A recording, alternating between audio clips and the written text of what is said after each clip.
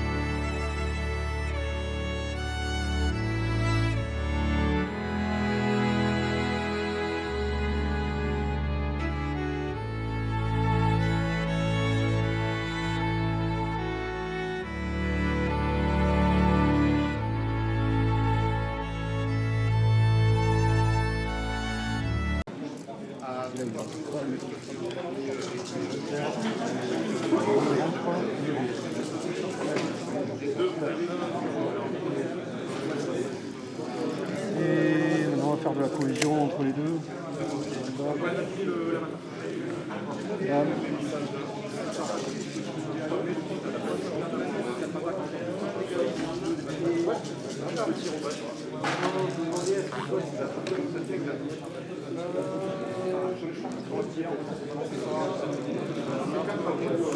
Yalla.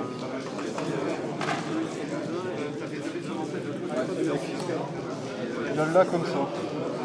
Parti. Ça, c'est beau. Qu'est-ce qu'il a comme agressif? Je me mets en dehors.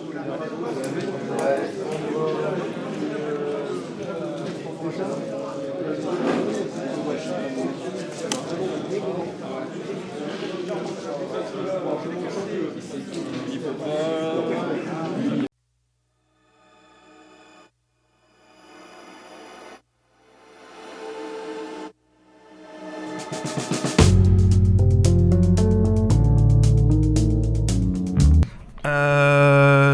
Me voilà avec des joueurs de Age of Sigmar qui ont joué leur deuxième partie. Donc je vais leur demander leur prénom. Alors moi c'est William, alias Blacksword. Et toi? Moi c'est Kevin, alias Neil, et je joue Cruelboy. Alors vous allez nous dire chacun comment s'appelle votre armée et de quoi elle était composée. Alors moi je joue Cruelboy. Je joue un monstre des marais, c'est un boss Karash sur Bedfocard. C'est mon général qui fiabilise avec une bulle de 12 pour fiabiliser la BM. Donc au lieu de que ce soit 2 BM, j'en fais une de plus sur mes Cruelboy. Je joue également Ghostprak, gros mage qui dissipe à 2 sorts et il lance 2 sorts également, un gros mage de soutien. Je joue le chaman qui peut lancer une potion ou jeter un sort, la potion, pour augmenter la BM, pour toucher sur un 5 au lieu d'un 6. Je joue 3 packs de Cruelboy, donc les embrocheurs, un pack de 9, un pack de 6 et un autre pack de 6, le pack de 9 qui passe en FEP grâce au général, enfin en FEP, en téléportation. Et je joue 2 packs de Diop Grotte pour protéger les 2 balistes à l'arrière. Voilà.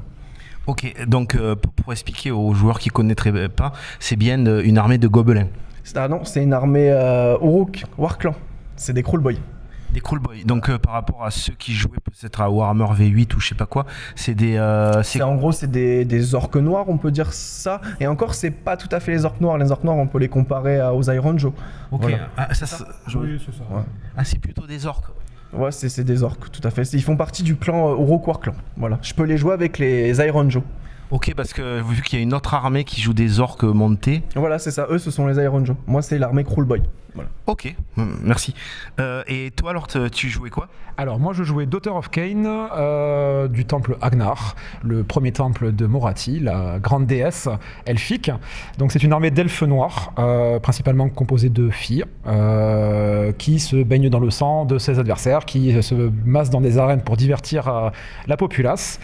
Et en termes de jeu, du coup aujourd'hui j'ai joué principalement des furies, donc des elfes noirs féminines à pied, qui se baladent avec 2 couteaux et une petite armure légère, qui sont là pour envoyer beaucoup d'attaques et essayer un maximum de saturer l'adversaire. Comme ça, même s'il a une grosse sauvegarde, on passe un petit peu à travers. Voilà.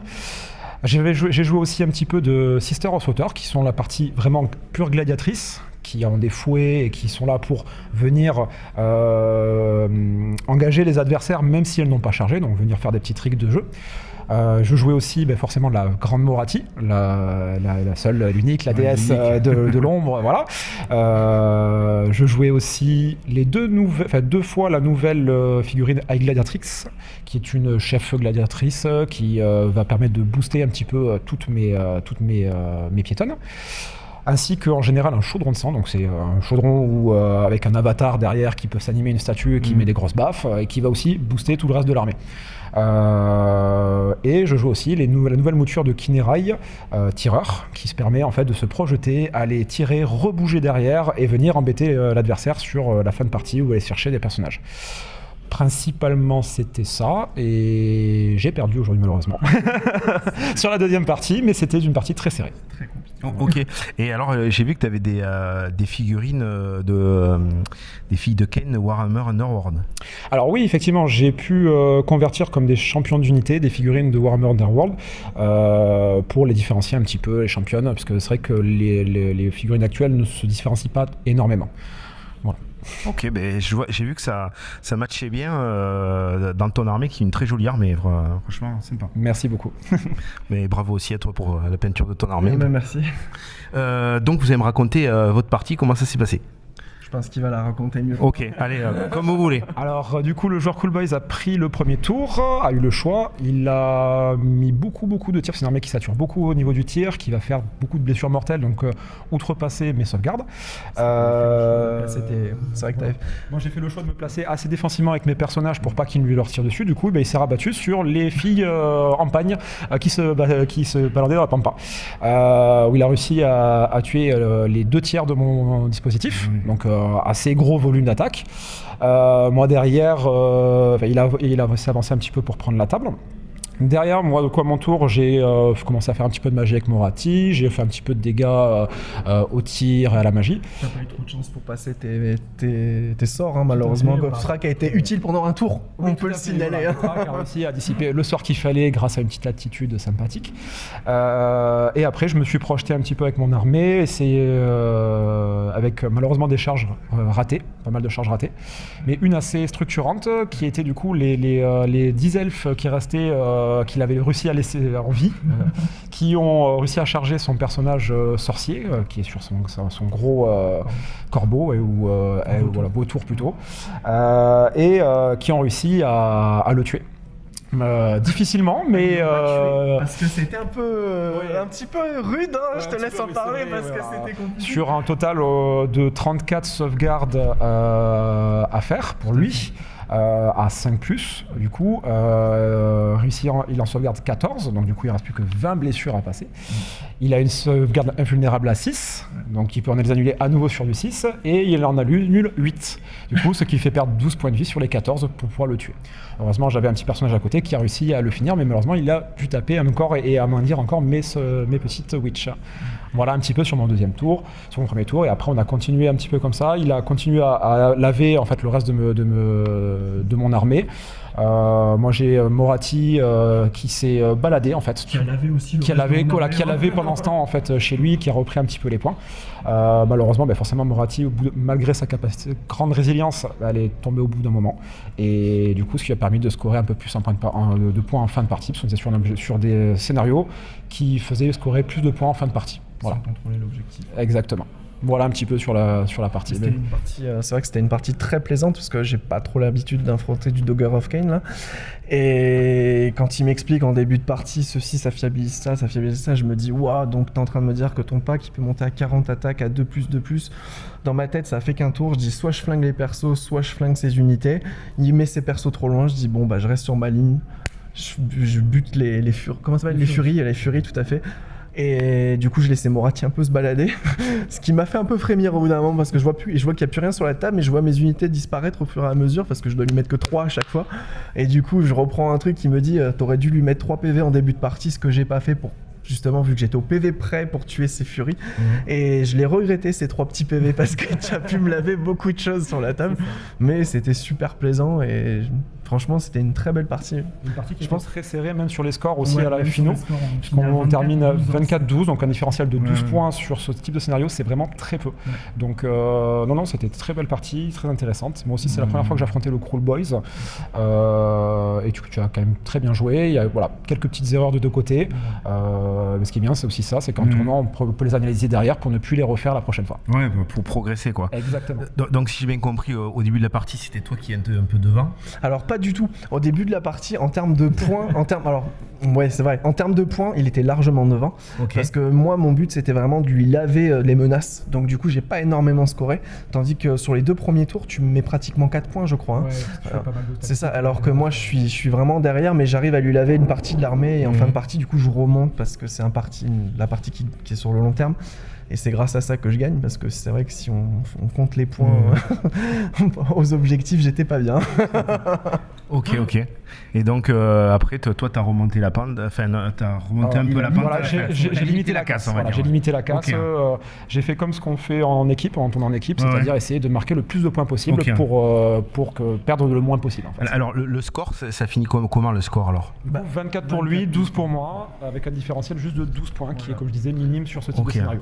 Et c'était quoi le but du scénario, sinon on l'a pas dit ? Alors il y avait 3 objectifs de chaque côté, donc 6 objectifs au total, qu'on pouvait détruire à partir du tour 2 et marquer des points en fonction du tour auquel on les détruisait. Donc ça fait 1 point au tour 2, je crois. 1 point au tour 2, 2 1 points si ça venait prendre le contrôle de l'objectif, 4 points au tour 5 et 8 points au tour 6. Enfin, au tour 5. 4 au tour 4 et 8 au tour 5. C'est ça. Voilà, est-ce que tu as réussi du coup à passer ? Voilà, j'ai gardé un objectif jusqu'au bout, donc du coup pour scorer mes 8 points, plus les 2 points de tactique, donc ça faisait 10 quoi. Ok. Donc combien le score, redit ? 24 à 12 avec un différentiel de 12 points. Donc, 24 à 12, ok. C'était vraiment très léger. C'est de partie, vraiment. Ouais, moi j'ai vu que c'était très serré après. Il y en a qui ont marqué 70 points, je crois. Donc c'est vraiment, ça peut très vite dégénérer. Ok, bravo pour votre partie déjà à tous les deux. Et bonne continuation pour la suite du tournoi. On va essayer. Donc là, il reste plus qu'une partie, c'est ça ? Tout à fait, ouais. Tout à fait. Donc on va essayer de décrocher le podium. Voilà. S'il m'a un petit peu mis des bâtons dans le c'est ça. On va essayer. Ok, écoutez, bonne chance pour votre partie et merci pour l'interview. Merci beaucoup. Merci.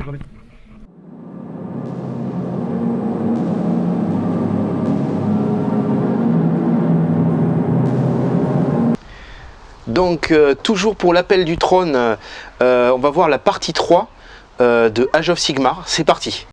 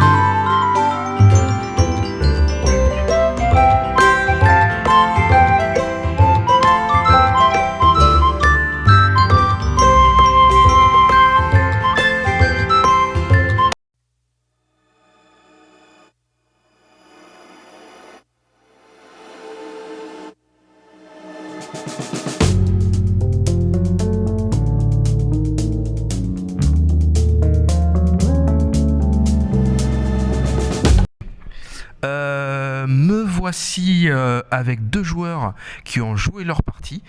C'était la 3e partie de ce tournoi de Age of Sigmar. Donc ils vont nous dire leur prénom et quelles armées ils jouaient.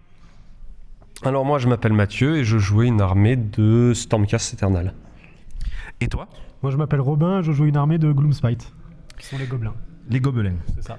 Et de quoi étaient composées vos armées? Parce que toi, t'avais quoi comme héros? Je me posais juste la question. J'avais du coup le gros dragon, j'avais le Lord Relictor, Ouais. donc lui qui permet justement de téléporter des unités, et j'avais Gardus, donc lui il donne une ward à 5, donc c'est une sauvegarde invulnérable grosso modo à 5 plus dans une bulle à 12 pas autour de lui. Ok. Voilà, c'est pas mal, ça m'a permis de survivre un peu plus. Ensuite j'avais en gros 6 arbalétriers 6 snipers et ensuite des lignes normales, Liberator et autres.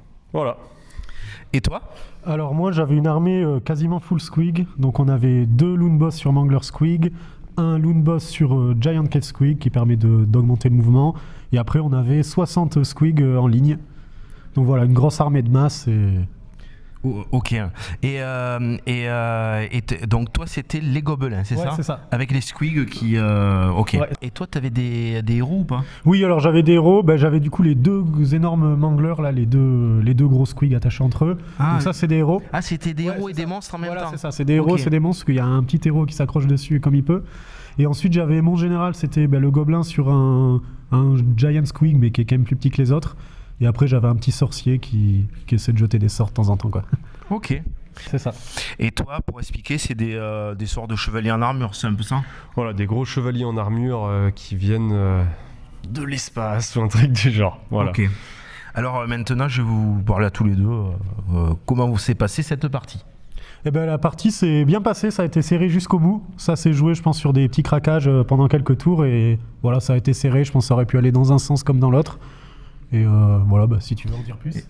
En gros, à la fin du T3, on avait tous les deux plus aucune menace. Enfin, si moi j'avais encore une menace, mais je pouvais presque plus marquer de points avec. Mais nos grosses figurines s'étaient entretuées. Donc du coup, les 2 derniers tours, ça a été je récupère l'initié, je récupère le pouvoir, tu récupères le pouvoir, je récupère, tu récupères, voilà. Ok, et à un moment, j'ai vu que tu avais hésité à faire duel de monstres. Non? Ou tu l'as fait, je sais pas. Je l'ai fait. Tu l'as fait en fin de compte. Oui, ça m'a permis de le tuer.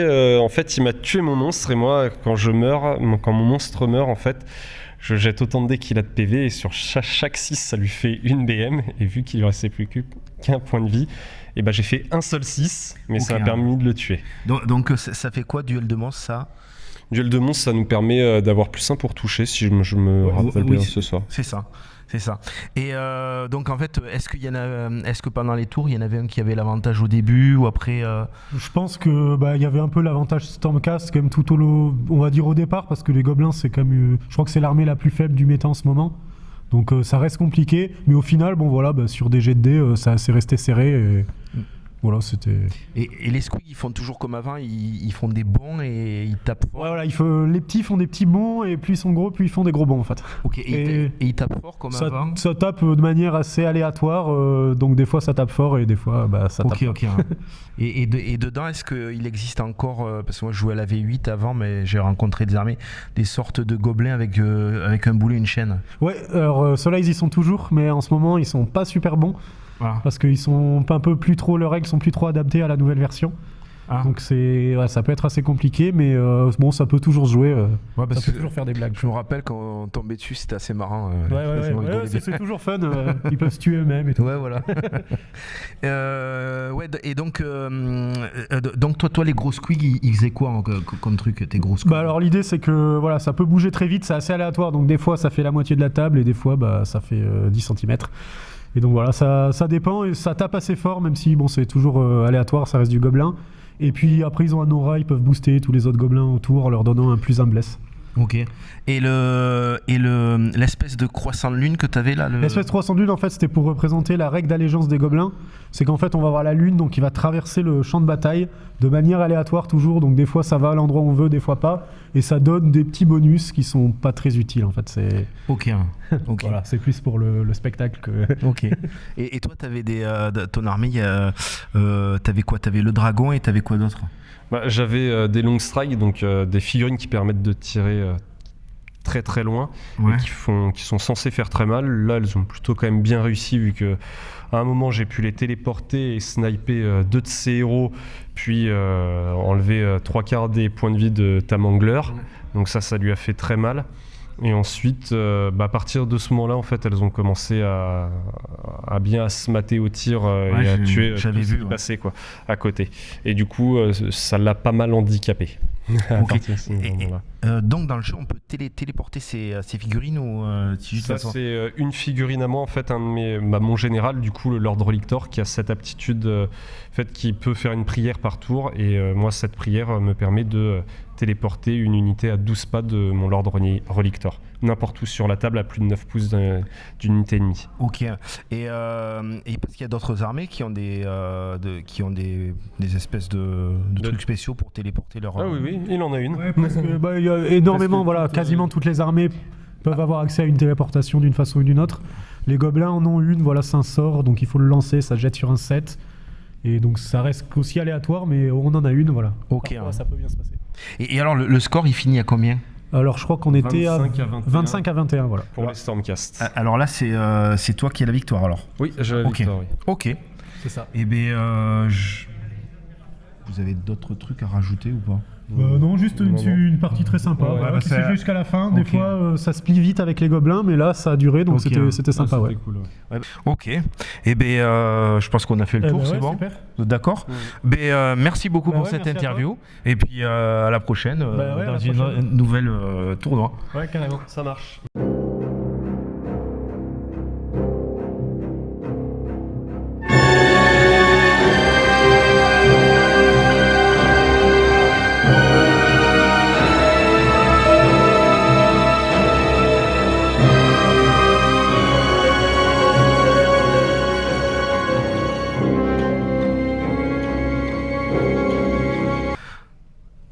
C'est ça. Le nom. Le nom du tournoi. Oh bah j'en sais rien. ben Si, voilà. si, on me l'a dit 3 fois, donc je sais c'est. On te l'a dit 3 fois en plus. Oui, non mais je suis trop C'est fort. Table Rase, Non, c'est un truc et le trône. Oui. Oui, il y a le trône. Bon, Bien vu, bien vu.